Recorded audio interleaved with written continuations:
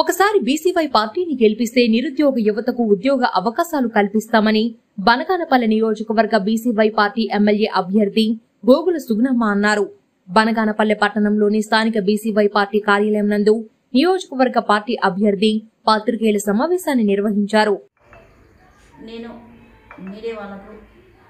నేను చెప్పేది ఏమంటే, భారత చైతన్య యువజన పార్టీ బీసీ ఎస్సీ మైనార్టీ ఎస్టీకి చెందిన శ్రీ బోడే రామచంద్రన్న గారు, బీసీ నాయకుడు, బీసీ కులానికి చెందిన ఒక జాతీయ అధ్యక్షులైన శ్రీ బోడే రామచంద్ర యాదవ్ పొంగునూరుకి చెందిన ఆయన, మన ఎస్సీ బీసీ మైనార్టీకి చెందిన ఒక నాయకుడు భారత చైతన్య యువజన పార్టీ పెట్టడం జరిగింది. 9 నెలలైంది. తర్వాత ఈ భారత చైతన్య యువజన పార్టీ చెరుకు రైతు గుర్తు, మన బీసీవై పార్టీ చెరుకు రైతు గుర్తు రావడం జరిగింది. పేరు గోగుల సుగుణమ్మ, బీసీవై పార్టీ బనగానపల్లె నియోజకవర్గం ఇన్ఛార్జిగా నేను కొనసాగుతున్నాను.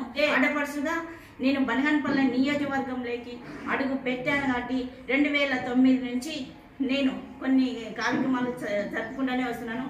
ఈ బనగానపల్లె ప్రజలకు అందరికీ, నా అక్క చెల్లెలకు, నా అన్నదమ్ములకు ఒక ఆడబిడ్డగా, ఒక ఆడపడుచుగా బీసీవై పార్టీ భారత చైతన్య యువజన పార్టీలకు అడుగు పెట్టాను. 9 నెలల నుంచి బీసీ నాయకుడు వచ్చినాడని చెప్పి ఈ మనకు బీసీలను, ఎస్సీలను, మైనార్టీలను అందరినీ మోసం చేస్తున్నారు.